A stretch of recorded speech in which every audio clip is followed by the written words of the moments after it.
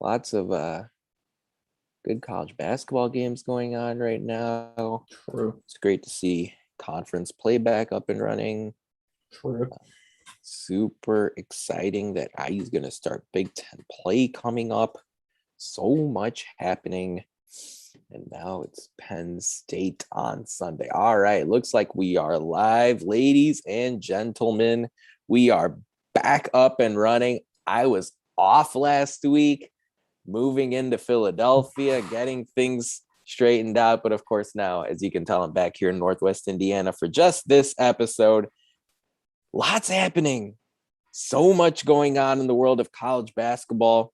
Indiana's going to start the meaty Big Ten portion of their schedule on Sunday in Happy Valley. We're going to talk about that game and so much more here on episode 232 of the Hoosier Sound, where we are the official podcast of Indiana HQ. We are recording this edition of the Hoosier Sound on Wednesday, December 29th, 2021, where I'm your host, Nathan Christian. Here with me tonight is my normal podcast co-host, Matt Lukens. It's the final episode of 2021, Matt.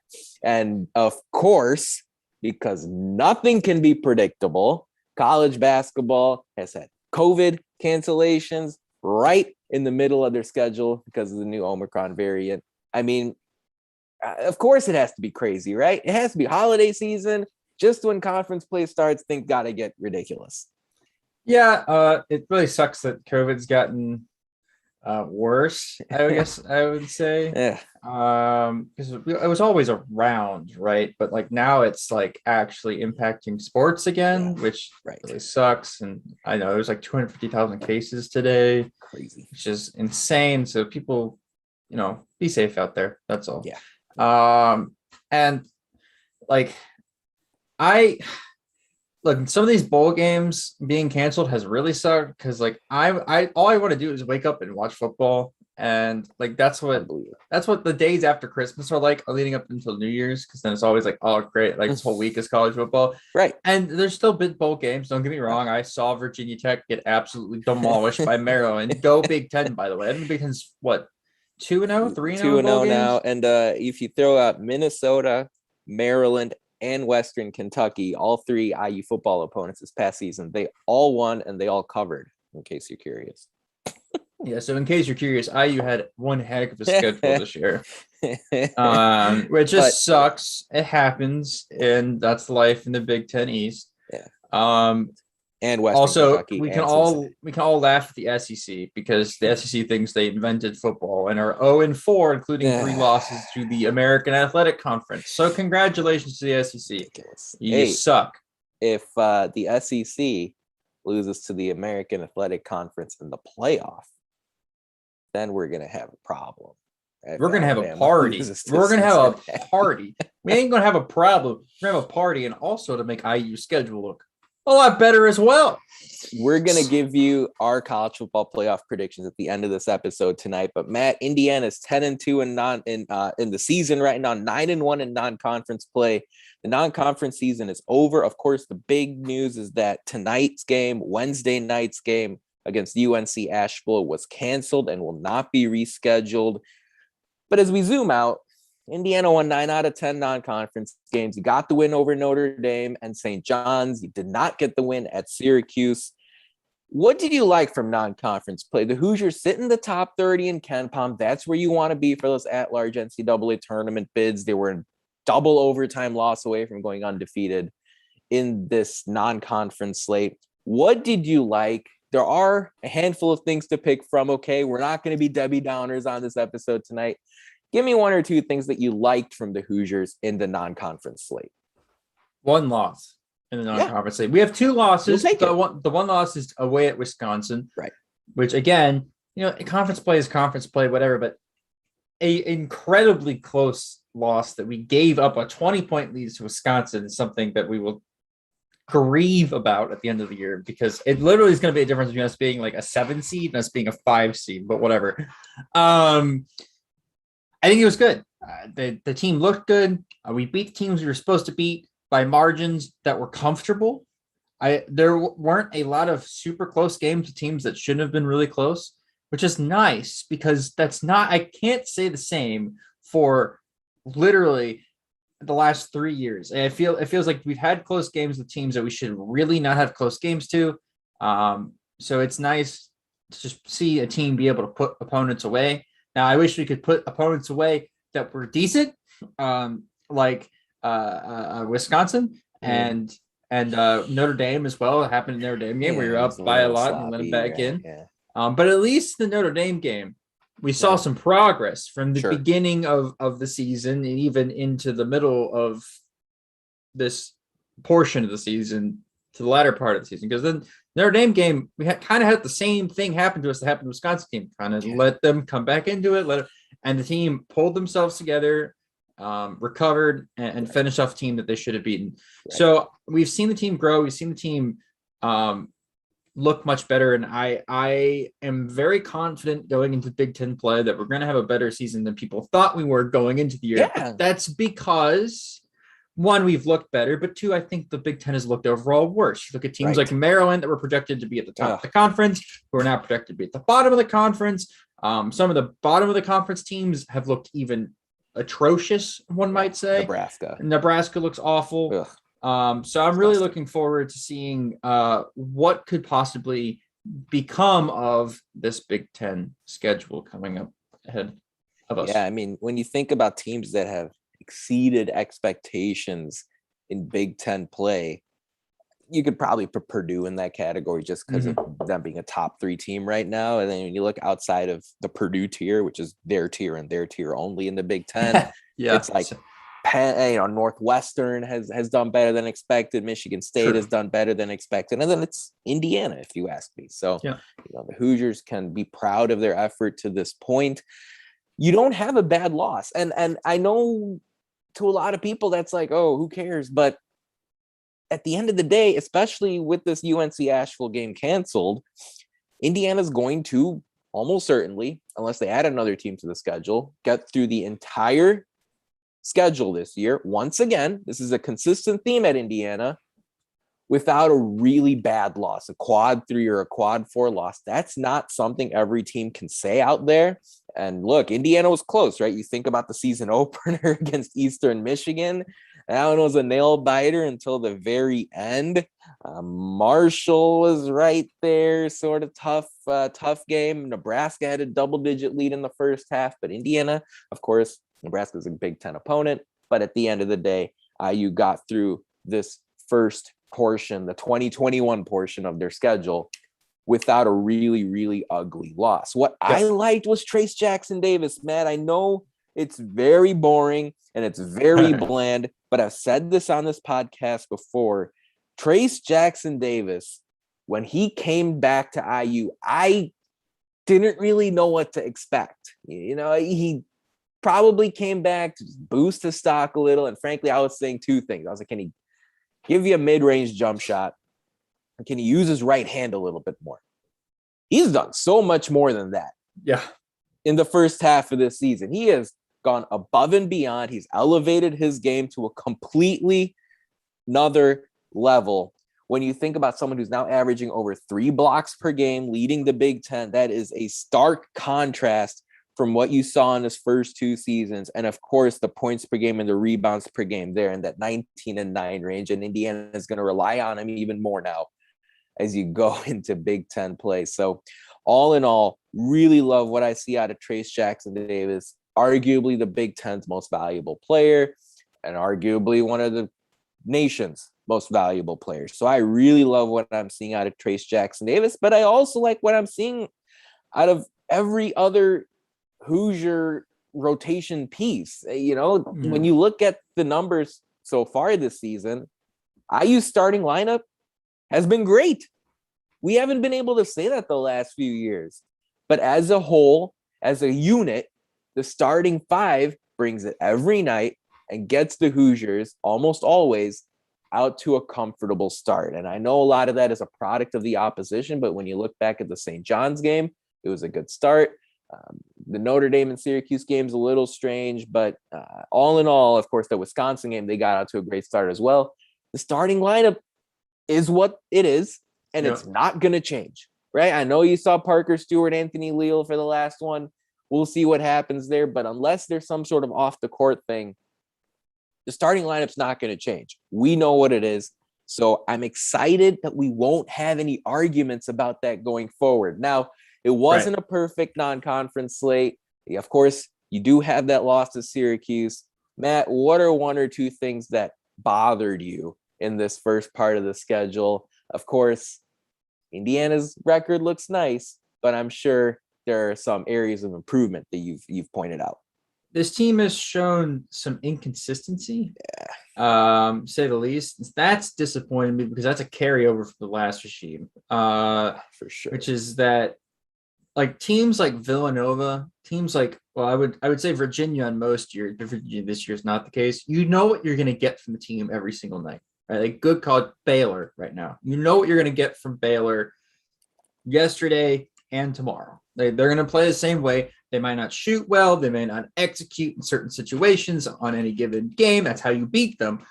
But they're going to play consistently. This team does not play consistently. And that comes down to a couple factors, some of which are in the coach's control, some of which are not in the coach's control. Just for instance, the Syracuse game, it was a tale of two halves, right? And if the first half goes literally 2 points better, we win that game. And it's the same thing with Wisconsin. It was a 10-minute stretch where Wisconsin just kicked our butts right off the court. And if you shorten that stretch from 10 to like 6, you win that game comfortably. So it's these stretches of bad plays, inconsistent play that has me a little bit worried. And it's happened in wins too. It happened in the Notre Dame game. It happened in Eastern Michigan game to start the year. Marshall. It happened as well. Again, and it's also, I was like even St. John's. Yeah, it did. It happened a little bit in the St. John's game. It's happened a lot this year. Now, in games that we win, we cut it off quickly. It's like only like a 3 or 4 minute thing. Yeah. It's one media break, and then it's done. Right. In the losses, it's been 8, 10, even a half worth of terrible play. And a lot of it has been down to guard play being inconsistent. Like, you can't blame the runs on Trace Jackson Davis. Trace is not only our best player, but our most consistent player. Yeah. And so it really sucks because this team literally should be undefeated. And that's not something crazy or out of ordinary to say. It's just this team has a flaw, and the flaw is that it, for some reason, cannot put together consistent halves. And as we move into Big Ten play, teams like Ohio State, Michigan State, and Purdue are going to take advantage of that. Now, teams like Nebraska were unable to, right? For good reason, and that's they suck. And then also teams like Penn State, who we're going to play on Sunday, I just jinxed it, but probably shouldn't take advantage of it. So it's really unfortunate that the way this non-conference has gone, that they have this one big blemish on it because it's been good. Like, it's been really good. Like, they've lived up to my expectations, which has not been the case the last 4 years covering this team. Yeah, there wasn't an Indiana State loss. There wasn't an IPFW. There wasn't a home loss to Arkansas, right?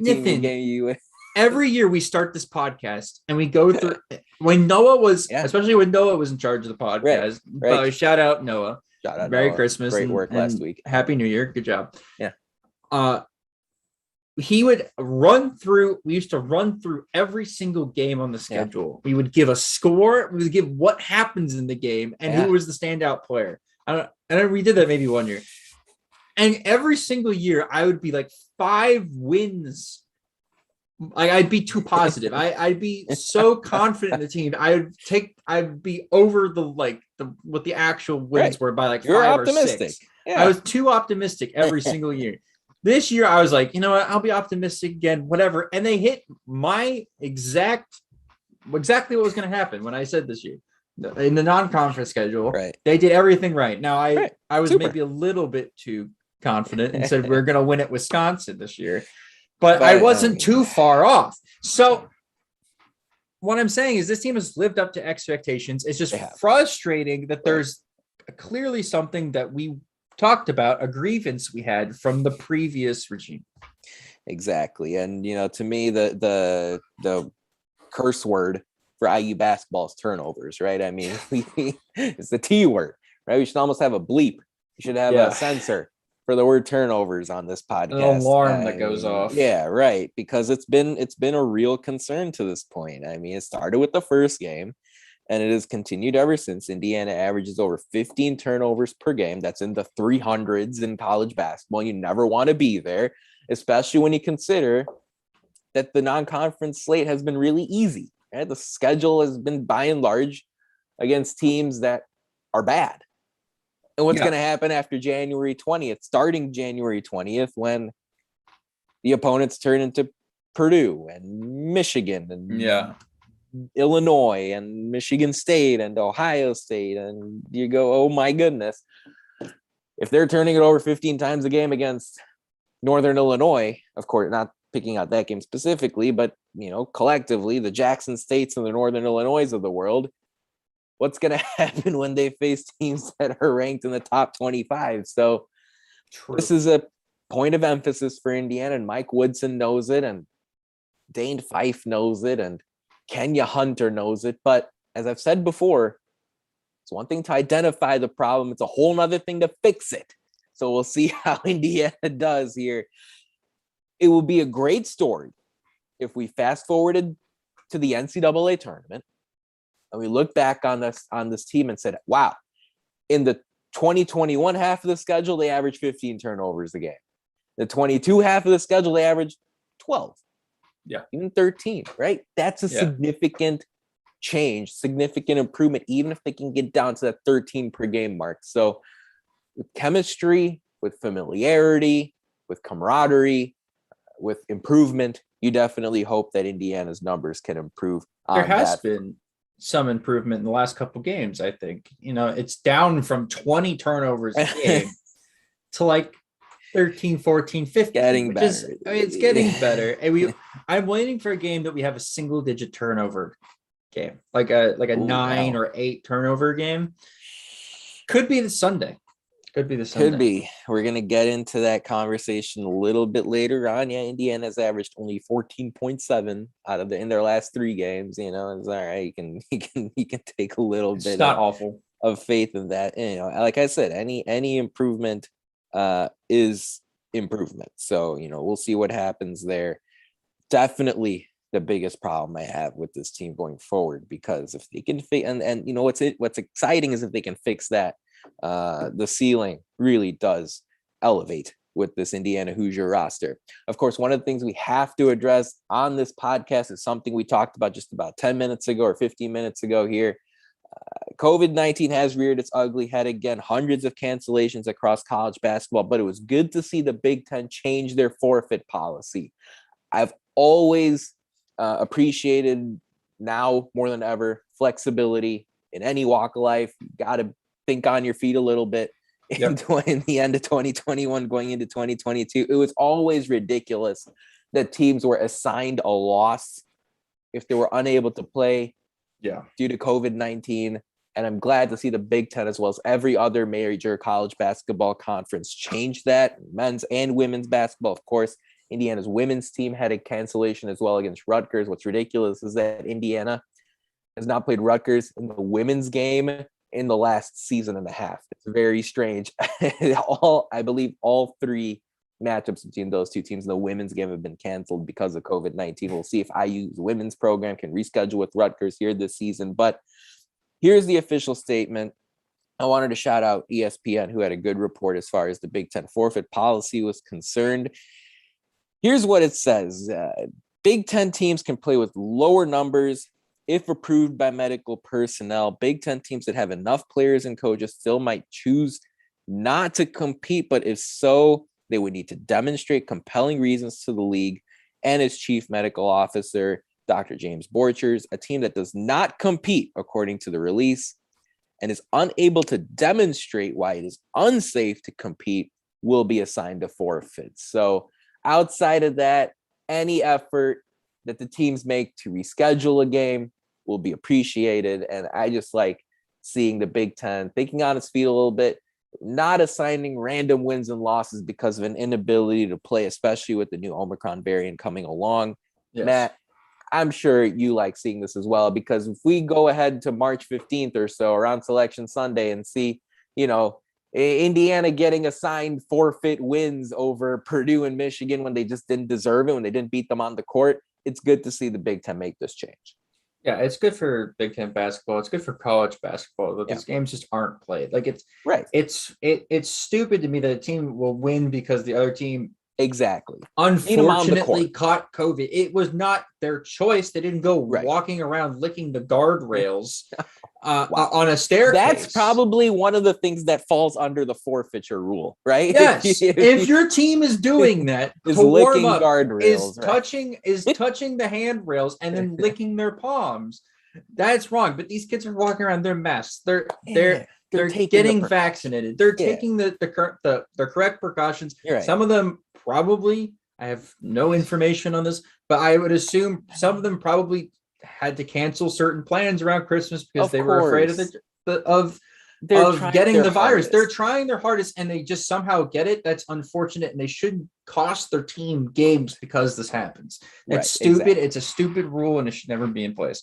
And it's good to see the Big Ten make that change. I like now what the policy is. The integrity of the game is maintained a lot better.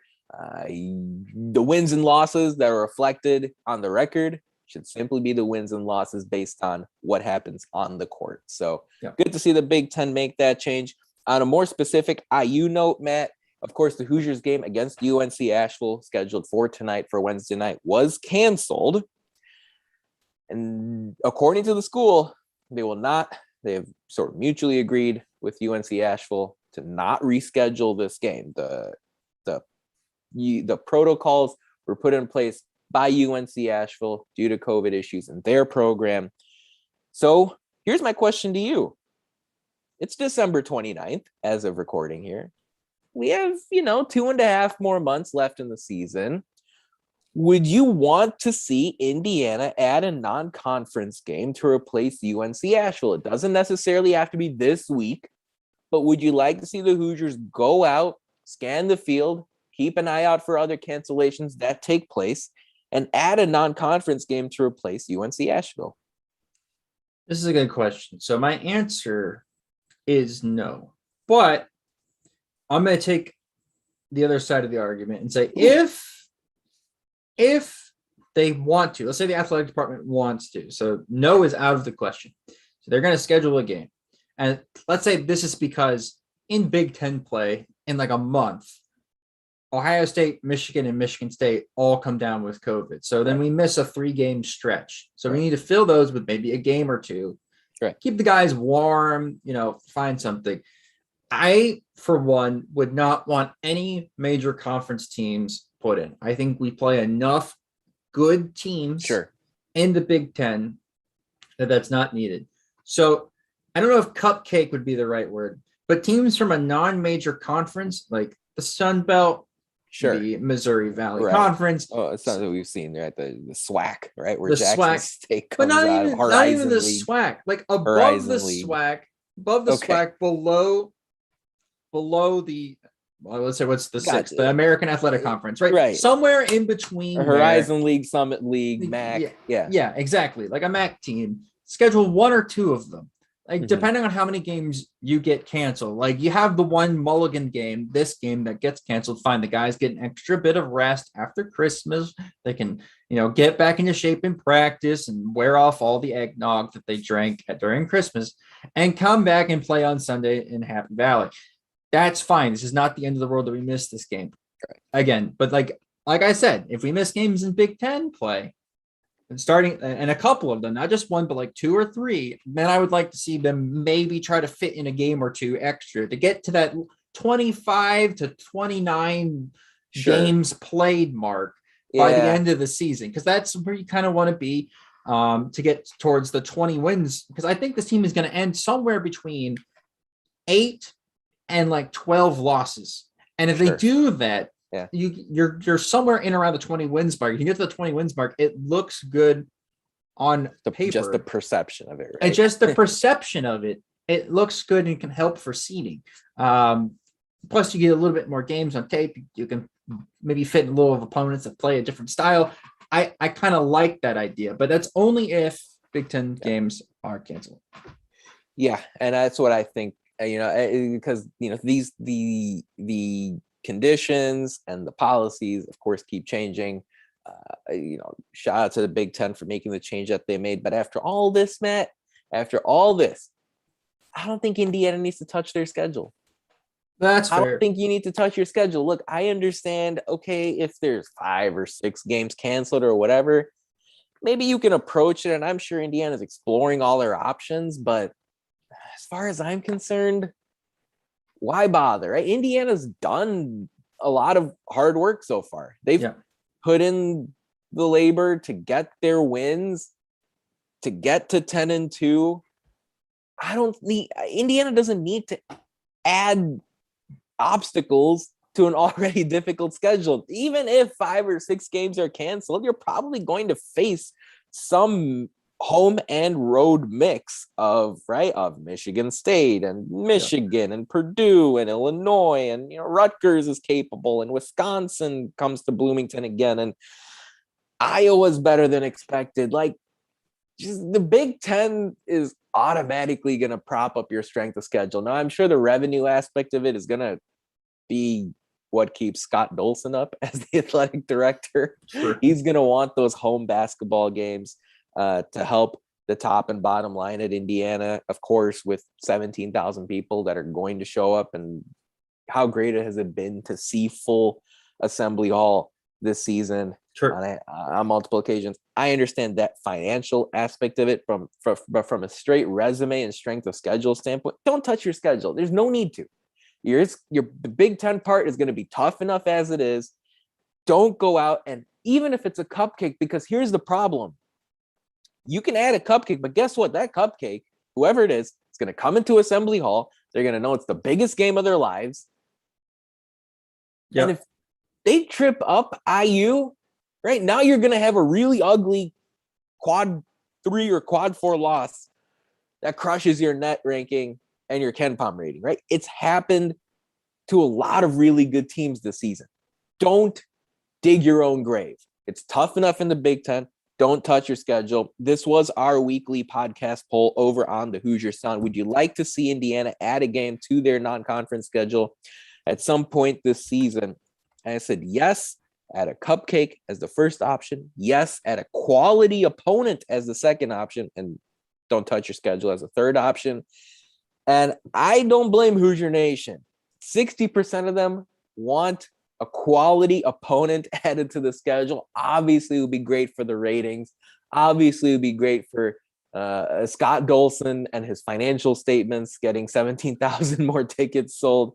But as far as I'm concerned, Matt, don't touch your schedule. If we did go out and add a quality opponent, Matt, is there a particular school or two you have in mind if you could pick from the 351 Division I institutions? I'm picking quality opponents. Yeah, if there's a quality opponent you'd like to see Indiana go out and add, if you were the commissioner or the athletic director of college basketball at Indiana University. There's 3 schools that come to mind. Oh, 3. All right. One is UNC. Because I think they're very beatable this year, and it always looks good to beat UNC, their ACC opponent. Making a deal that they get a home game, maybe we go away. Yeah. Oh, home and home action, yeah. A little home and home action. The second team I'd like to see is somebody out of the Big 12. It's not a specific team, but anybody out of the Big 12. That conference looks really good. Like an Oklahoma, maybe. Have them come to Assembly Hall. Maybe they want an extra non-conference win or whatever. Oklahoma State, maybe, who's pretty decent. Last team is just for the storyline. This coach, he started at IU. It's his last year in the NCAA. But why don't we go to Cameron and play Duke one last time? I know they're number 1 or number 3 or whatever they are now. Whatever, top 5 team. Yeah, I get that. But it's like the sending off year. Maybe you have him come back to Assembly Hall and give him a little bit of celebration. Remember, he did start at IU under Coach Knight. And it'd be a nice little celebration if you could fit that in. Yeah, look, that would be fun to see. I know everyone wants Kentucky, all right, but here's what I'm thinking: instead of Kentucky, No, I want them to schedule us. I don't want them to be like, well, we ran out of teams to play. I guess we have to play Indiana. We are not a pity invite. I don't want some like no. So I say pivot and schedule another good SEC team. I'd love to see Indiana put a team like Florida or a team like Mississippi State. I'd love like Florida, by the way. on their That'd schedule. be great. Just we could see, do that. Yeah, just to see, I know the Arkansas thing didn't work out, but there are a few other decent SEC teams this year. I think it'd be fun to see them. Didn't work out. That's a nice way of saying we got our butts kicked every time we played Arkansas. Just something to chat about there. Of course, it's good to see Indiana, by and large, avoiding COVID-19 protocols to this point this season. Knock on wood. Say your prayers to whatever deity you believe in. It's time for Who Won the Week this past week in IU sports. And I wanted to shout out Victor Becerra, who was a soccer superstar at Indiana. He went out and signed an agreement with the Chicago Fire. Becerra was an exceptional player at Indiana University. It's his first professional contract with his hometown club. He tweeted out last week when he signed the deal, it's an absolute dream come true. I want to thank my family, friends, coaches, and most importantly, the Chicago Fire for supporting me to get to where I am today. The work starts now. So it's a homegrown contract. Becerra had 28 goals in his 53 appearances at Indiana and finished second in last year's Herman Award of voting. So you can catch Victor Becerra playing the MLS soon enough, along with a number of other Hoosiers. Not only does IU churn out pro soccer players, it seems like they all end up being really good. Guys like Will Bruin and Jack Marr, and you see more and more make a difference in the MLS as well. So shout out to the Hoosier Soccer Program and Victor Becerra. If you'd like to subscribe to our podcast for free, all you have to do is search for the Hoosier Sound wherever you listen to podcasts. Stay up to date with all of our information by following us on Twitter at Indiana HQ, as well as at the Hoosier Sound. If you enjoy our show, this part is important. Leave us a review wherever you listen to podcasts, especially Apple Podcasts. Tell a friend, share our links. Your support really helps us grow this podcast and reach more passionate IU fans such as yourself, especially as we enter the thick of the Big Ten schedule. We're going to talk about Penn State a little bit later here tonight. But first, Matt, a few days away from New Year's, 2022, right around the corner. Of course, this time of year always filled with New Year's resolutions. Let's throw a few out for Indiana basketball. If you were Mike Woodson, for example, and if you were Mike Woodson or the coaching staff at Indiana, we're going to give you a couple for the players as well. But let's start with Woodson and the staff. If you were them, what would be your New Year's resolution for 2022 for IU basketball? Is there a particular thing you think that keeps them up at night? Is there a particular thing that they're trying to shoot for this upcoming year? What's your New Year's resolution from Mike Woodson and the coaching staff? We've talked about this previously on the podcast, but I think I know it's my New Year's resolution would be less turnovers. Better. You said the T word, the curse word. I said the T word. It's true. Something to work on. People want to lose weight, right? Want to make more money. Sure. I use keeping it simple. Less turnovers. Let's cut the turnovers out of the other team's diet. Let's just not do it. I love it. Yeah, the junk. Right, exactly. Less turnovers would be great. I know Mike Woodson shouted out the number 12 before as a target. If Indiana can get down to 12, that would change everything for this team as far as what to expect the rest of the season. Mine for this coaching staff, it starts this weekend. Win true road games, right? The neutral site stuff is nice and Indianapolis and whatever. Forget all of that. Now, more than ever, the computer rankings build in boosts and bonuses to your computer ranking if you win true road games. The net loves it. And Indiana has a great opportunity on Sunday to bag their first one of the year. And then, of course, I mean, come on, in a 20-game Big Ten schedule, of course, 18 Big Ten games to go. You get 9 road chances here. The first one against Penn State on Sunday. You got a couple more winnable ones against Iowa and Nebraska in the middle of the month. One at the end of the month at Maryland. Indiana may not be favored in all 4 road games in January, but if they're underdogs, it'd be very slight underdogs. So Sure. all 4, I'm sure the coaching staff would call winnable games at the moment. Matt, a lot of interesting, inconsistent guard play so far this season. You've seen some good and some bad out of Xavier Johnson. You see some good and some bad out of Rob Finney. And you can say that about every other guard that's taken the floor for Indiana this year. Anthony Leal, Christian Lander, Parker Stewart, the list goes on. What's your New Year's resolution for the guards as you look ahead to 2022? Play more consistently. Yeah. I think that's what it is. And then stay out of foul trouble. Because I think that was really the problem in the Syracuse game. And it's been a problem in a couple other games where somebody like Xavier Johnson's picking up fouls, and Rob is picking up ticky-tack fouls when we know he can defend well. Gotcha. And he's just got his hand stuck in the cookie jar. So I think they got to trust their bigs more. They got to trust Trace more in Big Ten play to make plays and not get in foul trouble, because Trace has shown the ability to not get in foul trouble. Also, Michael Durr has shown the ability to come in and play some decent minutes, even if Trace has sit out, which is worst case scenario. The team looks significantly worse when Xavier Johnson's not on the floor. So specifically Xavier, he's got to stay on the floor. He's got to play consistently. I love what you said there, Matt, especially the foul trouble aspect of it. Xavier Johnson's got to stay on the floor for Indiana. And my New Year's resolution for him, I'm not even going to talk about the guards. I'm going to talk just about Xavier Johnson. Do you see his tweet from earlier today, Matt? Yeah, I did. You know what? That's that tweet. I'm just going to say it right here. We're going to retweet it out of the Hoosier Sound later tonight. But here's what it is, word for word.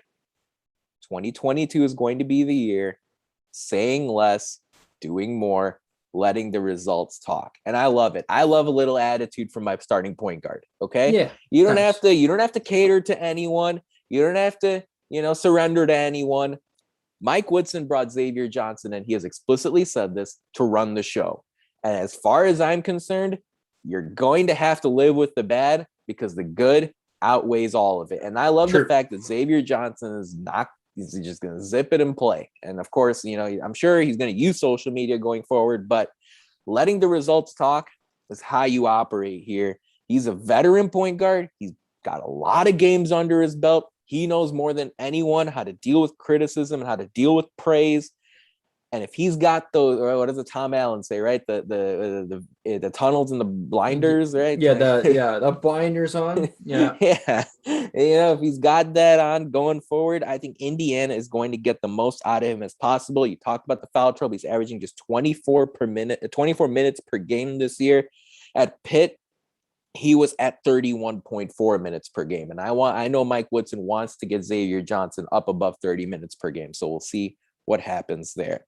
We talked about Mike Woodson and the staff. We talked about the guards. Matt, talk to me about your New Year's resolution for the front court at Indiana University. You can talk about specific guys like Trace Jackson Davis or Race Thompson, or the whole group collectively. What's your New Year's resolution for the forwards? I mean, I could say the New Year's resolution would be more careful with the ball, because the turnover problem has to do with the guards, sure. But the big guys have actually been contributing quite a lot. I know we don't talk bad about Trace because there's not a lot to talk bad about. That's sacrilege. Yeah, you can't do that. A bit sacrilege. Yeah, it's a bit sacrilegious. But he has had an issue with turnovers here. Same thing with Race, just trying to do too much. But that's not what I was going to say. I was going to say rebounding. New Year's resolution is to be the best rebounders you can possibly be the rest of the year, because this team has shown when they rebound the ball well, they win the game pretty handily. Because one, you're not going to give Parker Stewart 2 shots at the rim. If he misses the first one, he's making the second one. And the same thing goes with Trace and Race. If you give them 2 shots, they're going to make one of them. And so second chance points are going to be very valuable for this team, and second chance opportunities, because this team is very efficient with the ball.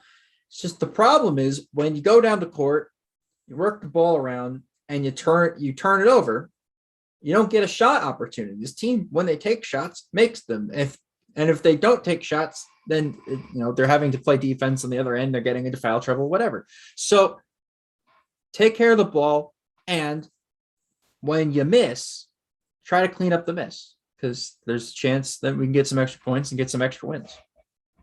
That's a great point, Matt. And I'm thinking about football with this front court. You know why? So we got the college football playoff coming up this weekend, right?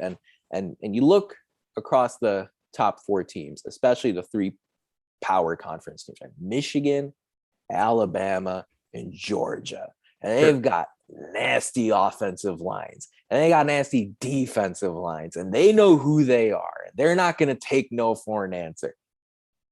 I want this from my New Year's resolution for this Indiana front court is develop that kind of attitude.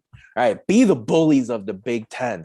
Trace Jackson Davis, Race Thompson, Jordan Geronimo, Michael Durr, Logan Duncombe, Trey Galloway.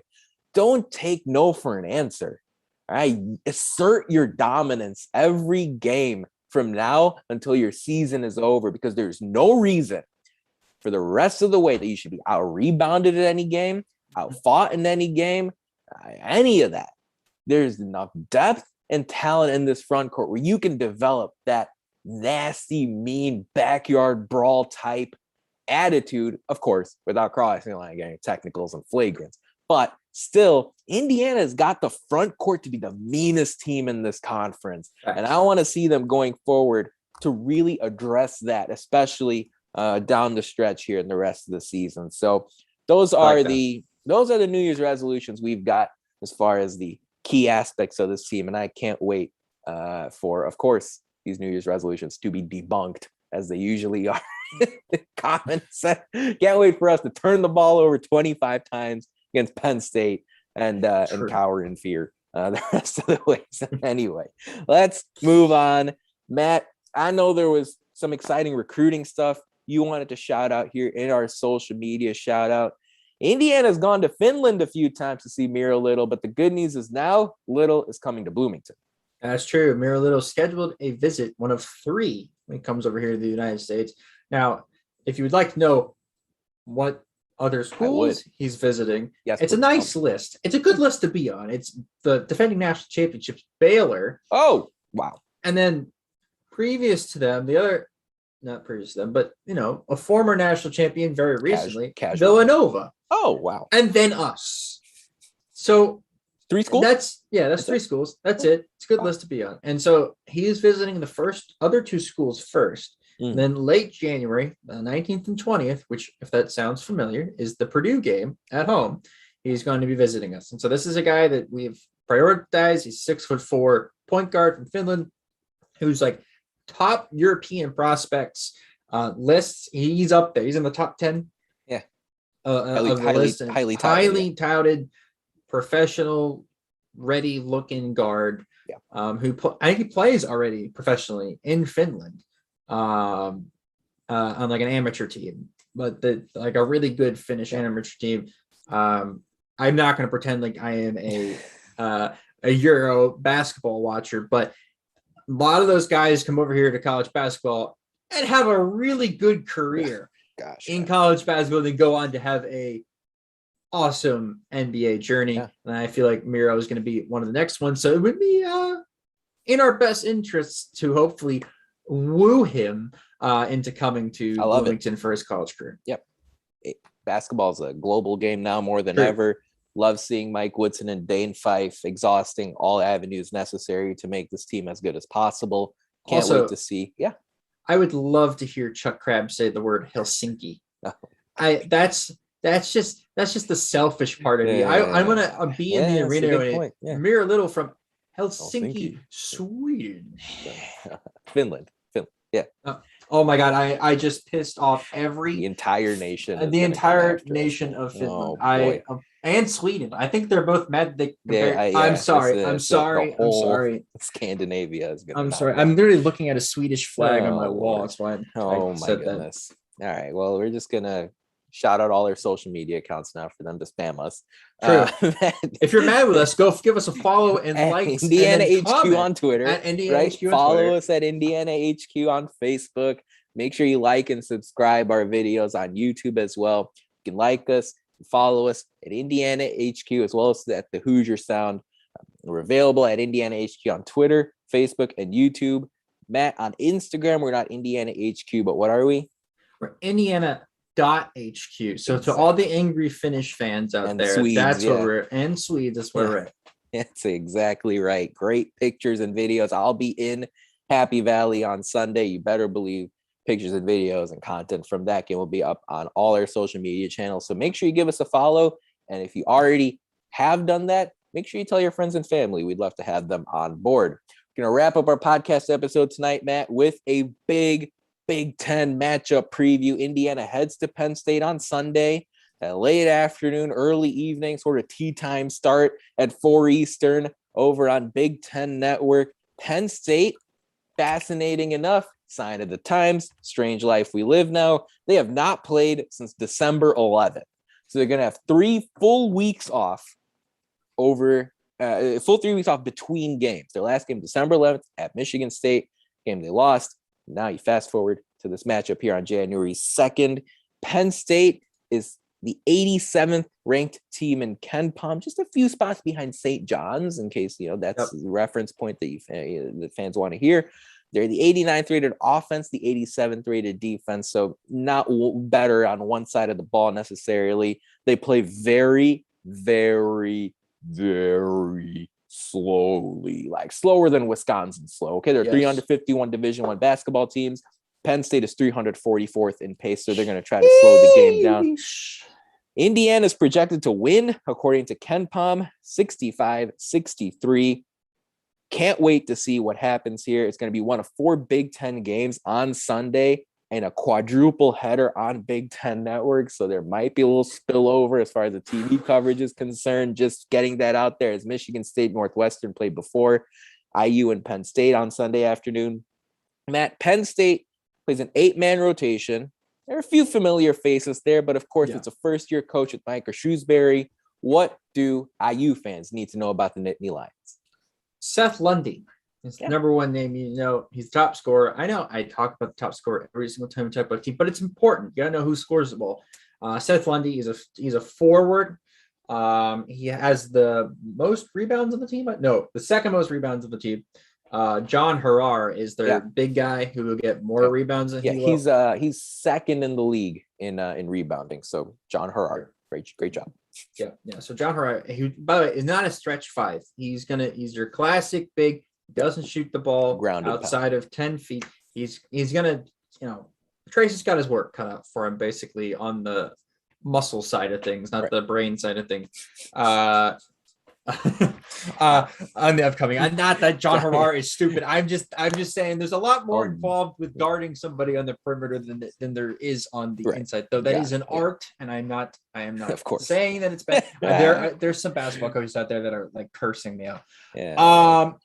But Seth Lundy's a do-it-all forward. He shoots 3, put the ball on the floor. He's not a guy you want to be hot.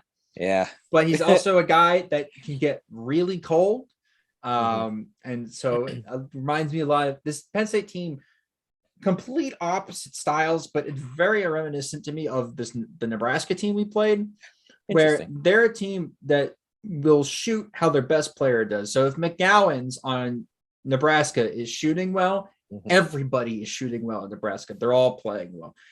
If Seth Lundy is shooting well, we're going to have a game on our hands. If he's not shooting well, we could win this game by 14, 15, 20 points on the road, which would look nice. I'm not going to talk any more about that because I will jinx it. But I do think that this team is very beatable. Other names to talk about, Miles Dredd, familiar name. Played against him before.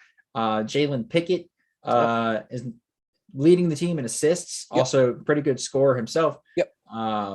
So they have some good guys. They shoot free throws excellently. This is an excellent free throw shooting team. I believe they're shooting 73% in the year, but that's a bad number because John Harar Yeah. has taken the lump sum of free throws for them. Other than that, Seth Lundy, Jalen Pickett, Sam Sessoms is also good. Yeah. Sam Sessoms is also good. Everybody is north of 75 to 80+%. Yep. On their team outside of Harar. So again, Harar likes to get to the free throw line. That's something to look out for as well. Anything I missed? No, that was great. I think we can wrap this up. No, I think Micah Shrewsbury, right? A great story as far as him, first year coach at Penn State. Arguably, no one in college basketball has a more Indiana background than Micah Shrewsbury. You talk about somebody who played high school basketball back in the day at Cathedral, went to play college basketball at Hanover. He was an assistant at Wabash and DePaul and Butler and Purdue. Of course, has that connection with Brad Stevens.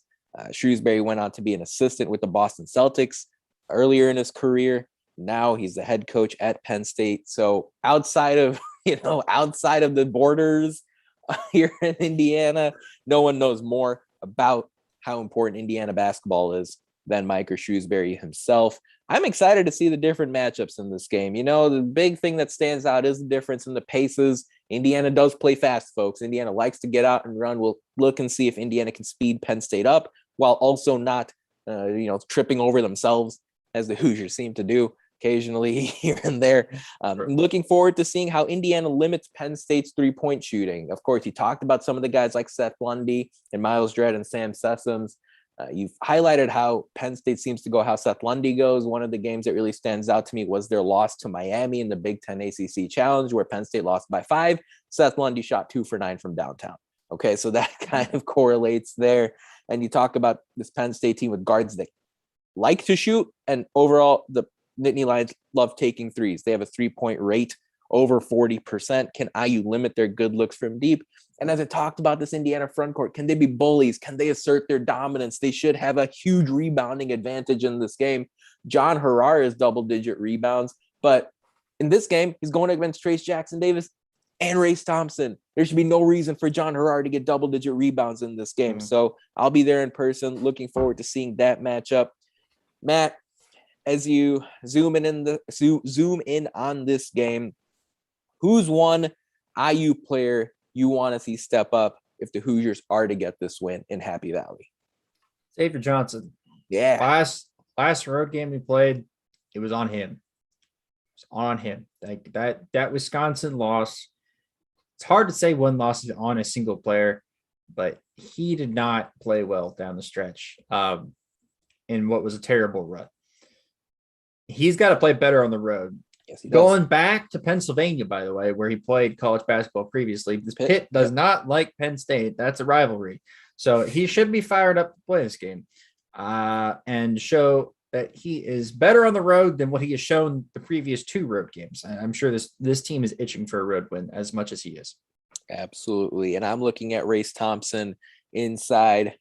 If John Harar does what we think he's going to do from a common sense standpoint and get the Trace Jackson Davis assignment, and John Harar is going to do whatever he can to keep Trace Jackson Davis off the boards, well, you can make that connection logically. Hoosier fans are smart. Guys like Race Thompson and Parker Stewart and Miller Kopp have to come in for the rebounds, and no one more important in that category than Race himself, who not only can rebound the ball, but he's turned into a budget Draymond Green for this team a little bit, just as far as being someone who can contribute in a number of different areas. The Syracuse numbers are impressive. The Notre Dame numbers are impressive. So Race Thompson just always ends up near the top of the plus minus numbers for Indiana, if not at the top. So he's incredibly important for the Hoosiers as well. Matt, we know IU needs to keep the turnover numbers low. Penn State does not force many turnovers as it is. Just hear this. Against Michigan State, the Spartans had just 11 turnovers. Ohio State gave it away just 13 times against Penn State. And that's the highest number you're going to hear here.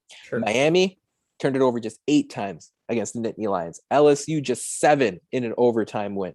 Oregon State just 5 giveaways against Penn State. With all this conversation we've had about the Nittany Lions, hit us with the prediction. Who wins this game and by how much? 68-59 IU wins. Okay. All right.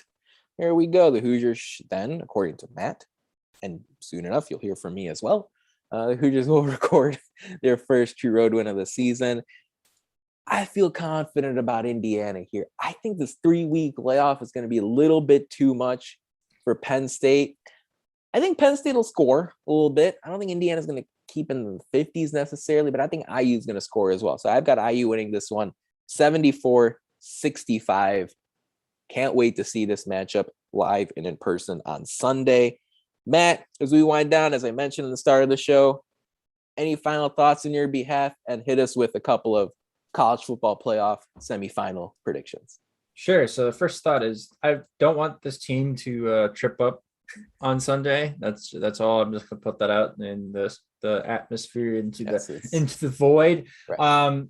Speaking of tripping up, our good old pal Tom Crean and the Georgia Bulldogs lost at home to Gardner-Webb today. No. So yikes. That's a yikes. That's a big one, yeah.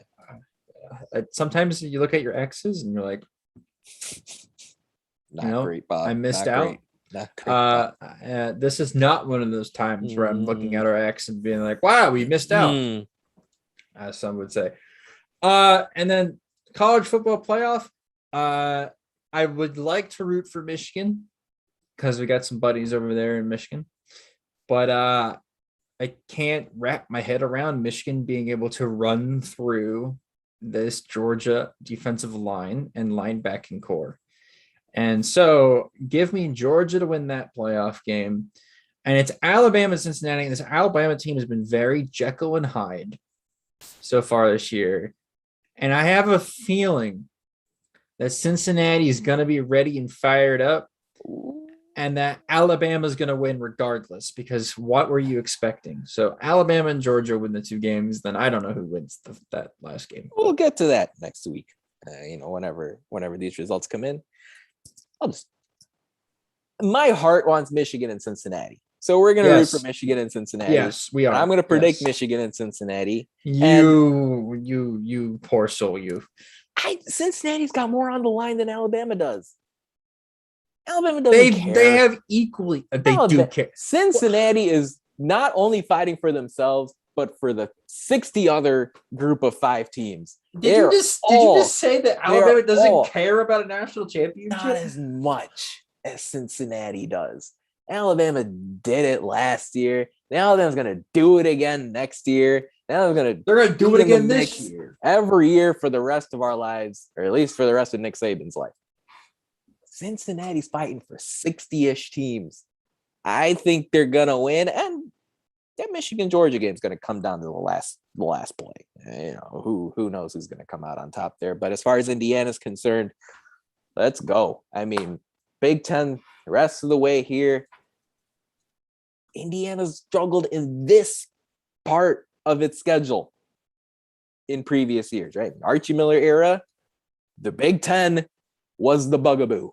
So let's see this Hoosier team continue to get better instead of hitting the peak now in December and then falling off. So I can't wait to see how that game goes on Sunday. But that about wraps it up for a 232nd show of the Hoosier Sound. Thank you so much for joining us. We really appreciate your support. To hear more fantastic episodes like the one you heard today, be sure to follow us at Indiana HQ and at the Hoosier Sound to make sure you don't miss any in the future. You can also go to our website, indianahq.com, to find it all in one place. But as always, thank you for listening, Hoosier Nation, and we will see you next time. Peace and love. Go Hoosiers.